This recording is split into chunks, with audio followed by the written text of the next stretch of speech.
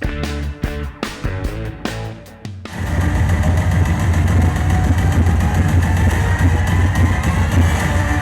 applause for all new Kijang Innova Zenith.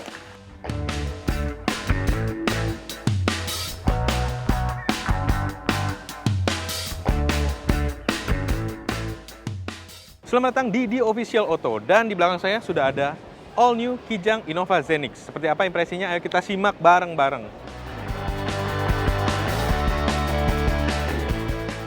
Nah, bicara soal Innova Zenix terbaru ini, kita bisa melihat bahwa perubahannya hadir dengan pendekatan desain crossover, karena Toyota sendiri bilang bahwa vehicle ini adalah bukan MPV tapi lebih ke multipurpose crossover. Sebenarnya kita lihat trapezoidnya sudah mengingatkan kita pada LC300 atau juga dengan SUV-SUV baru Toyota lainnya. Untuk ubahannya, bagian depannya tuh terlihat cukup besar dengan penampang-penampang luas, dan juga seperti kita lihat pada bagian sampingnya itu hadir wheel arch berukuran tebal dan juga mengesankan SUV banget. Untuk ground clearance-nya, Innova ini hadir dengan ukuran 185 mm dan juga pelek untuk ukuran tertinggi adalah 18 inci. Jadi benar-benar memperlihatkan bentuk crossover dan sedikit menghilangkan kesan dari MPV-nya. Sekarang coba kita lihat bagian belakangnya.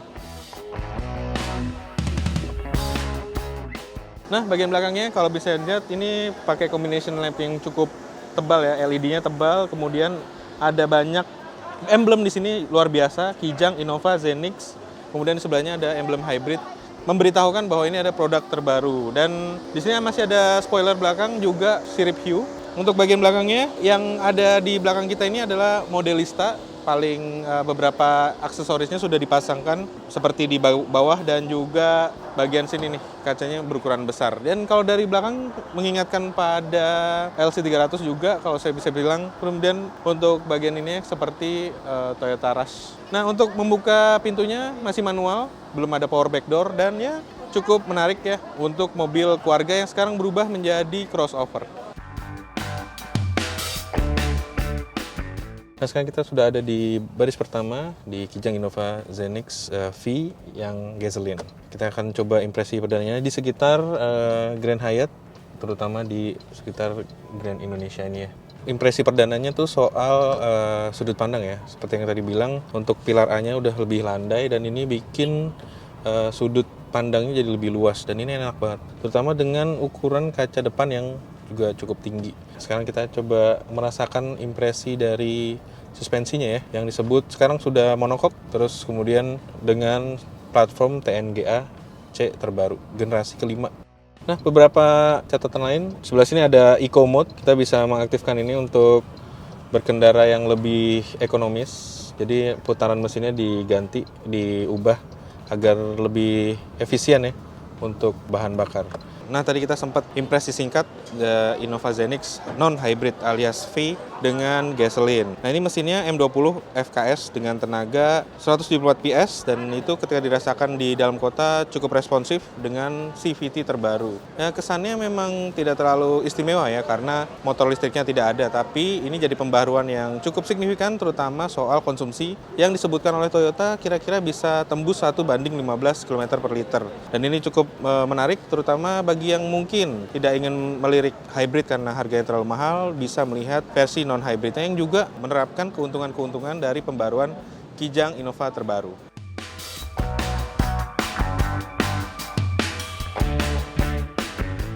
Nah, sekarang kita ada di baris pertama alias di balik kemudi dari Kijang Innova Zenix tipe hybrid untuk yang V-hybrid. Karena ini belum ada TSS, tapi kita akan coba ini untuk kita lihat impresinya lebih lanjut.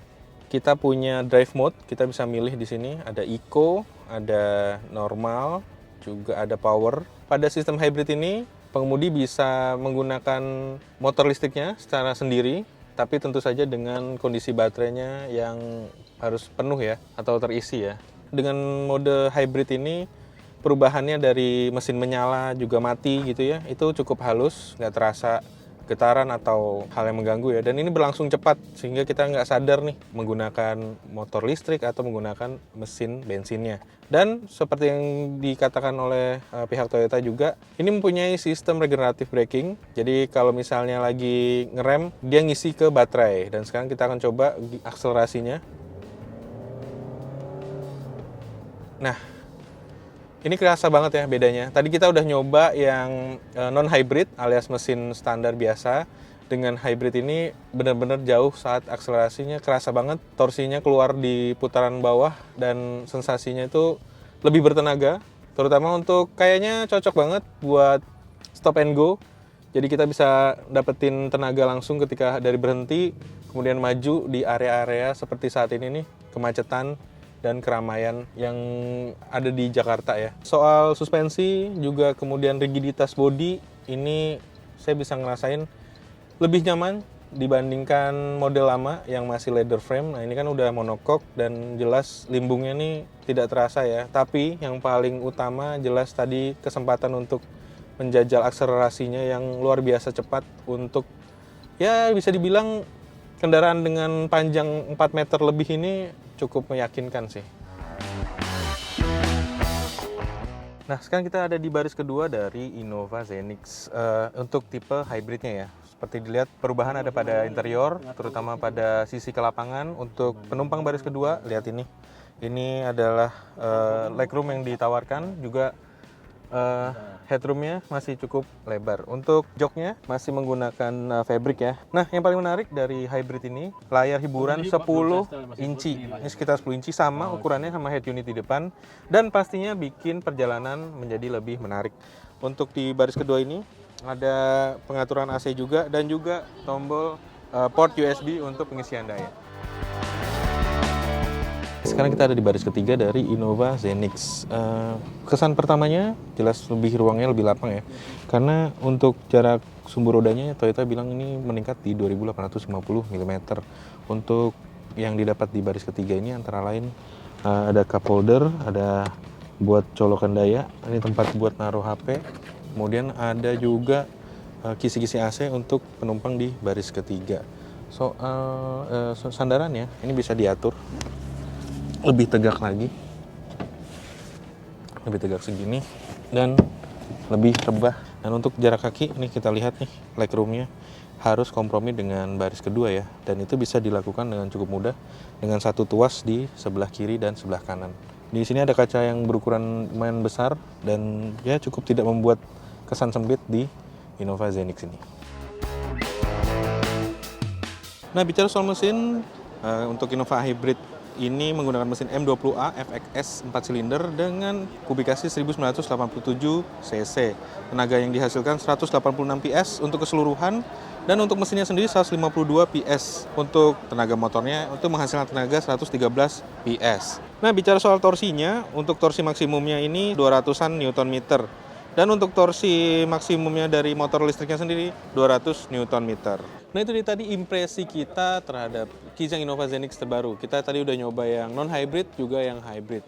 Nah, bicara soal harga, Kijang Innova Zenix ini ditawarkan dengan harga mulai 419 jutaan untuk yang non-hybridnya, sampai 470 jutaan yang untuk versi non-hybridnya. Untuk versi hybridnya, dia dibanderol mulai 458 juta sampai 614 jutaan rupiah on the road DKI Jakarta. Dan jangan lupa untuk terus saksikan informasi terkini seputar otomotif di oto.com, carvaganza.com, dan zikwil.co.id. Dan jangan lupa subscribe dan tuliskan komentar mengenai Kijang Innova terbaru ini.